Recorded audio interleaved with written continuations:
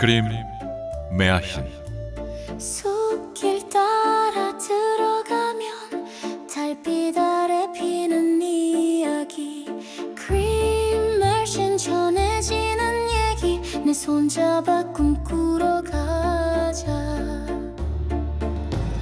그림 메아힌 마법 같은 이야기, 별빛은 사랑의 꽃처럼 피어 용기와 희망 가슴을 채우네. 숲의 노래, 영원한 노래.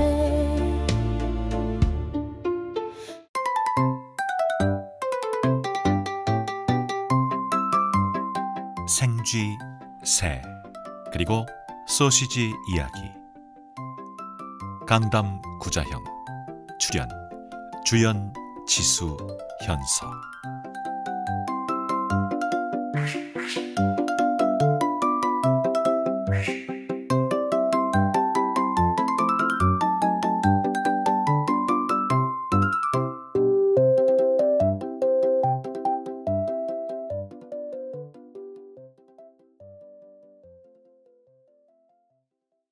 옛날 옛적에 생쥐 한 마리와 새 한 마리, 그리고 소시지 하나가 함께 살게 됐어. 이들은 집을 같이 꾸리고 오랜 시간 평화롭고 즐겁게 살면서 재산도 점점 불어났지. 새는 매일 숲으로 날아가 장작을 가져오는 일을 맡았고, 생쥐는 물을 길어오고 불을 지피며 식탁을 차렸어. 그리고 소시지는 요리를 담당했지. 그런데 사람 마음이란 게 늘 새로운 걸 바라는 법이잖아. 어느 날 새가 장작을 가지러 가는 길에 다른 새를 만나게 됐고, 그 새에게 자기네 생활이 얼마나 멋진지 자랑했어. 그런데 다른 새가 이렇게 말하더래. 야, 너 진짜 바보 아니냐?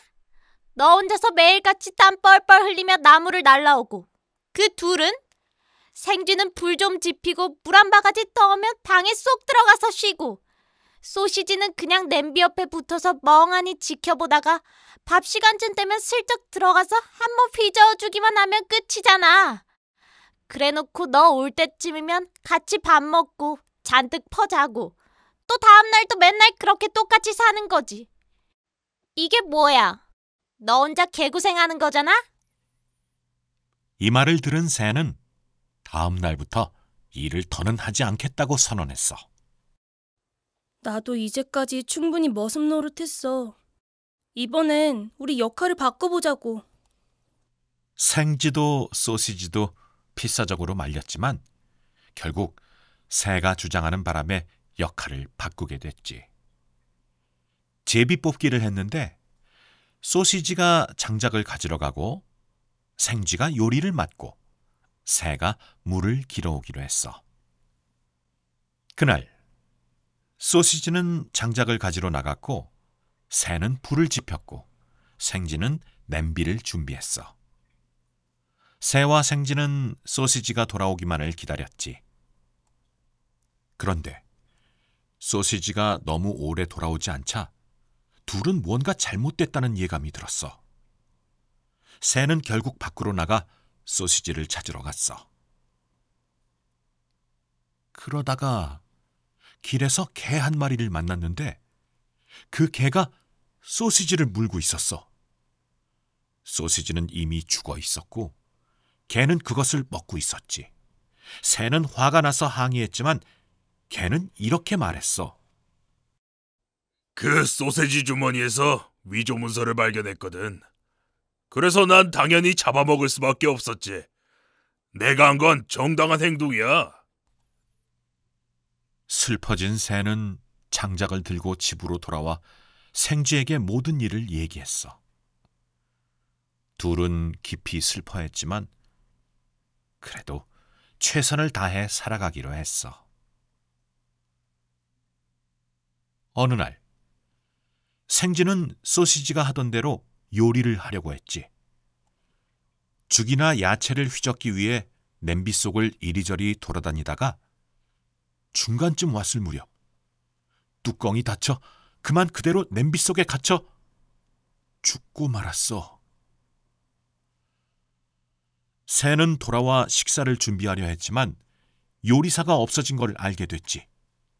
놀란 새는 장작을 집어던지고 생쥐를 부르며 이리저리 찾았지만 끝내 찾을 수 없었어. 그리고 그 와중에 불꽃이 장작에 옮겨붙어 집에 불이 나기 시작했고 새는 급히 물을 길러 우물러 갔지만 그만 물동이를 떨어뜨리고 그걸 꺼내려다 자신도 빠지고 말았어.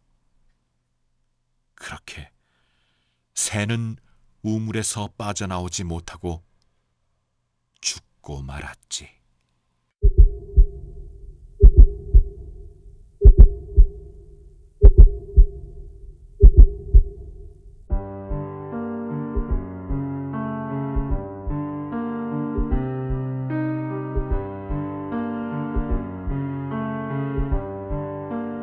생쥐, 새, 그리고 소시지 이야기. 강담 구자형. 출연 주연, 지수, 현서.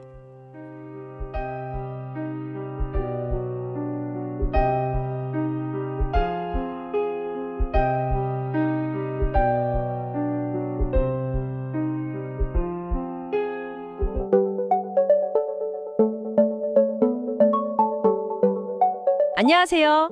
오늘 그림 형제 동화 생쥐와 새와 소시지 이야기입니다. 네, 이 동화 다들 아시죠? 그렇죠. 처음에는 생쥐, 새, 소시지 이 세 친구가 각자 역할을 딱 맡아서 아주 평화롭게 또 만족스럽게 살아가는 모습으로 시작하잖아요. 맞아요. 새는 숲에서 장작을 구해오고 생쥐는 물 길어 오고 불 피우고 뭐 집안일 하고요. 그리고 소시지가 요리를 담당했죠. 정말 모든 게 순조로워 보였어요. 완벽한 작은 공동체 같달까요? 네, 정말 이상적이었죠. 그런데 이 완벽해 보이던 균형이 어떻게 깨지고 또 어떤 예상치 못한 결과를 가져오는지 그걸 한번 따라가 봐야 할 것 같아요. 맞습니다. 이 안정된 시스템이 왜 그리고 어떻게 흔들리게 되는지 그 과정을 들여다보는 게 중요하겠죠.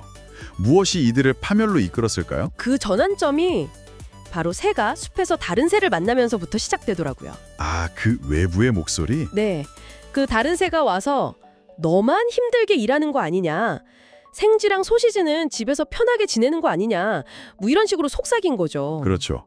너 혼자 개고생하는 거잖아. 이 한마디. 네, 이 말에 새가 그냥 확 충격을 받아버려요. 바로 이 지점이 정말 흥미로운 것 같아요. 그러니까 외부에서 들어온 말 한마디가 어떻게 보면 그냥 정모잖아요. 이게 어떻게 그 안정된 관계에 균열을 일으키는지 보여주는 거죠. 만족하고 있었는데 갑자기 불만이 생긴 거군요. 네, 만족스러운 현재에 머무르지 못하게 하고 새로운 걸 추구하게 만들거나 아니면 타인과 비교하게 만드는 심리. 이게 변화의 시작점이 된 셈이죠. 결국 새는 더 이상 못 참겠다, 역할을 바꾸자, 이렇게 강력하게 주장을 해요. 다른 둘은 좀 망설였을 것 같은데요. 네, 망설였죠. 하지만 새가 월락고집을 부리니까 결국 제비 뽑기를 하게 됩니다. 제비 뽑기. 운명에 맡긴 건가요? 그렇죠. 그래서 결과가 어떻게 나왔냐면 소시지가 장작 패기, 생쥐가 요리하기, 새가 물깃기 이렇게요. 근데 이건 딱 들어도 온갖은 불안한데요.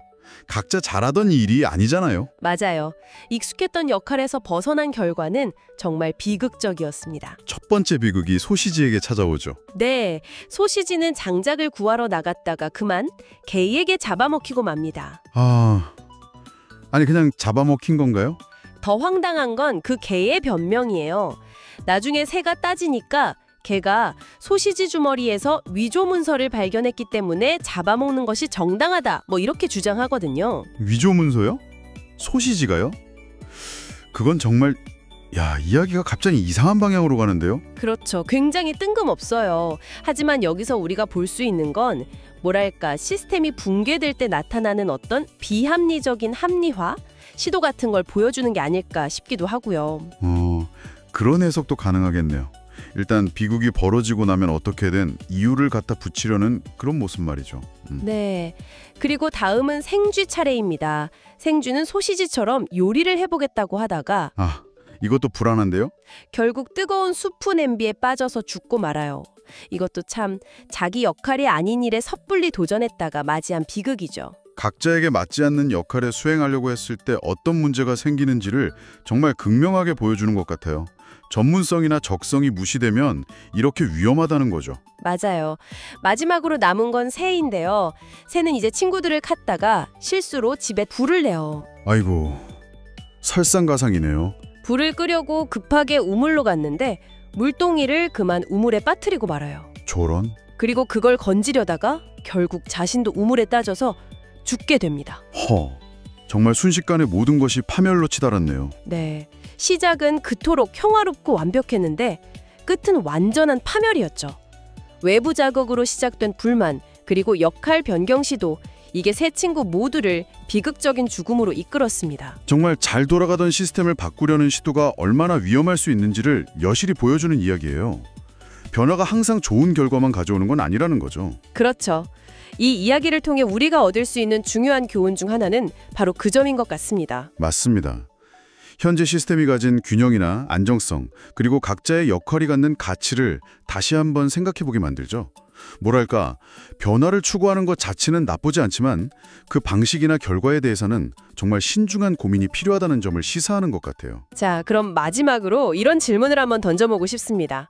만약 새가 다른 새의 말에 흔들리지 않았다면, 역할을 바꾸자는 제안을 하지 않았다면 과연 이들의 행복은 영원했을까요? 글쎄요.